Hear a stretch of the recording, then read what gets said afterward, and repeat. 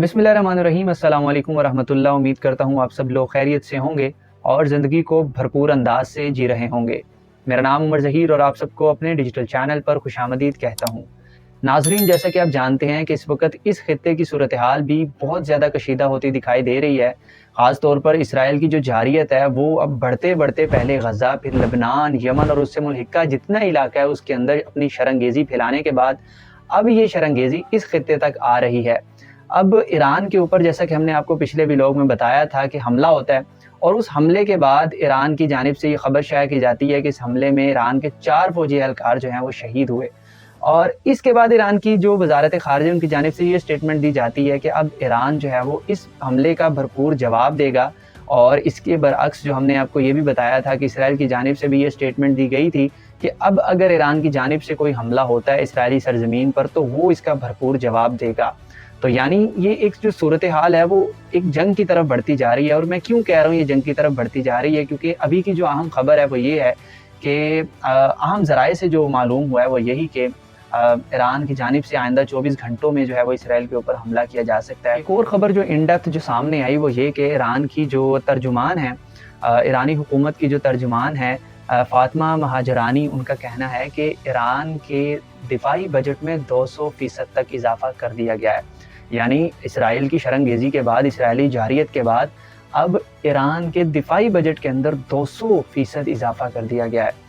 तो अब अगर उनका जो दिफाई बजट पहले 10% था वो बढ़ के 210% अगर हो गया है तो इट मीन्स कि ये जो सूरत हाल है वो बड़ी इंटेंस है। अब इसके ऊपर एक चीज़ वाज़ेह होती ये भी दिखाई दे रही है कि ईरान को जो काफ़ी सपोर्ट हासिल है इस वक्त, मैं मुस्लिम उम्मा की बात नहीं करूँगा क्योंकि उसके ऊपर अभी जो है वो आप सब जानते हैं कि क्या सूरत हाल है, लेकिन इस वक्त जो ज़्यादा सपोर्ट हासिल है वो चाहे फाइनेंशली हो या चाहे जो है वो अस्करी एतबार से हो, वो रशिया और चाइना की तरफ से है।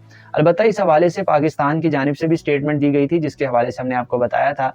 और ईरान पर हमले के बाद ख़ास तौर पर यूएई और सऊदी अरब की जानिब से, यानी मुत्तहिदा अरब अमारात और सऊदी अरब की जानिब से भी जो है वो ख़बर शाया हुई थी ईरान के हक़ में और इस वाक़े की मज़म्मत की गई थी। अब आज की जो दूसरी अहम ख़बर है वो ये है कि जो वज़ीर-ए-आज़म शहबाज शरीफ हैं वो इसी सिलसिले में जो है सऊदी अरब का दौरा कर रहे हैं और सऊदी अरब में उनकी मुलाकात जो वली अहद मोहम्मद बिन सलमान से होती है। अब उनके साथ जो सऊदीया और पाकिस्तान के ताल्लुकात हैं उनके ऊपर, तिजारत के ऊपर और ख़ास तौर पर इस खित्ते की जो अमन की सालमियत है उसके ऊपर जो है वो तबादला ख़याल किया गया। तो ऐसे में ये सूरत हाल बड़ी इंटेंस होती दिखाई दे रही है क्योंकि अब हमास की जो सरबराह है याह्या सिनवार, उनकी शहादत, फिर उसके बाद हसन नसरुल्लाह हिज़्बुल्लाह की जो है उनकी शहादत। अब अलबत्ता हमास की जानिब से तो उनके अगले सरबराह का अभी तक नाम जो है वो शाया नहीं किया गया, लेकिन हिज़्बुल्लाह का नाम जो है वो इस वक्त, हिज़्बुल्लाह के नए सरबराह का जो नाम है वो शाया किया गया। शेख नईम कासिम जो हैं वो इस वक्त हिज़्बुल्लाह के जो है वो नए सरबराह मुकर्रर हुए हैं। इस हवाले से एक बड़ी अहम स्टेटमेंट जो है वो सामने आती है। वो किसकी आती है? वो इसराइल के वज़ीर दिफ़ा की आती है। अब क्या कहें, इसराइल वज़ीर दिफ़ा क्या कहता है, उसने ट्वीट किया और ट्वीट में लिखा कि ये जो तकर्री है ये आर्ज़ी है और ज़्यादा देर तक नहीं रहेगी। यानी इससे जो है वो खुला क्या जो है वो बात की जा सकती है, एक जो है वो खुले अंदाज से एक धमकी दे दी गई कि भाई कि अब जो ये नए सरबराह मुकर्रर किए गए हैं ये भी आर्ज़ी हैं और इनकी जो दिन है वो भी जो है वो कम है। तो ये सारी सूरत हाल है। इस सारे मामले के हवाले से मैं आपकी राय भी सुनना चाहता हूँ। आप कमेंट सेक्शन में ज़रूर बताइएगा कि आप इस सारे मामले को किस तरह से देख रहे हैं। और इसके अलावा अगर मैं बात करूँ तो इस वक्त अमेरिका के अंदर जो इलेक्शन है उसके बड़े ताने बाने हैं। दोनों उम्मीदवार कमला हैरिस और डोनाल्ड ट्रंप एक दूसरे को बड़ी टक्कर दे रहे हैं। अब ऐसे में अमेरिका के जो इलेक्शन हैं वो पाकिस्तान की सियासत के ऊपर भी बड़ा जो है वो इम्पैक्ट रखते हैं।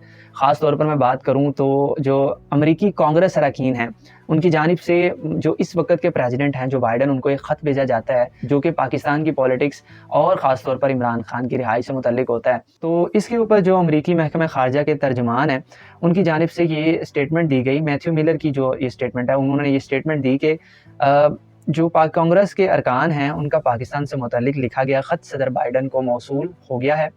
मेंबरान को ख़त का मुनासिब वक्त पर जवाब देंगे। अब मैं आपको इसकी जो है ना इन डेप्थ एनालिसिस बताता हूँ। वो ये कि जो अब जवाब है ना वो आइंदा सदर देगा, क्योंकि अब एक हफ़्ता बाकी है और एक हफ़्ते के दौरान ये जो अभी के सदर हैं वो इस तरह के किसी मामले के अंदर इन्वॉल्व नहीं हो सकते। अब पाकिस्तान की जो नज़रें हैं, ख़ास तौर पर जो हल्का तहरीक इंसाफ है, उनकी नज़र ट्रंप के ऊपर है। वो कहते हैं कि जी ट्रंप को हुक्मरान बनना चाहिए, वो जैसे ही सदर बनेगा खान साहब बाहर आ जाएंगे, वो कोशिश करेगा खान साहब को बाहर निकाल देगा, वो नैरेटिव देगा حکم دے گا اور خان صاحب باہر آ جائیں گے. تو اس کے اوپر بھی اپنی رائے مجھے ضرور دیجیے گا. یہ ساری صورتحال تھی جن کا آپ تک پہنچانا بہت ضروری تھا. اپنی رائے کا اظہار کیا کریں اور کمنٹ سیکشن آپ ہی کے لیے ہوتا ہے. اس کے علاوہ ہمارے چینل کو سبسکرائب کیجیے گا اور ساتھ موجود بیل آئیکن کو پریس کر دیں تاکہ ہماری ہر نئے آنے والی ویڈیو آپ تک باقاعدہ طور پر پہنچ سکے. اپنا بہت سارا خیال رکھیے گا. انشاءاللہ ملاقات ہوگی اگلے ولاگ میں. تب تک کے لیے اللہ نگہبان.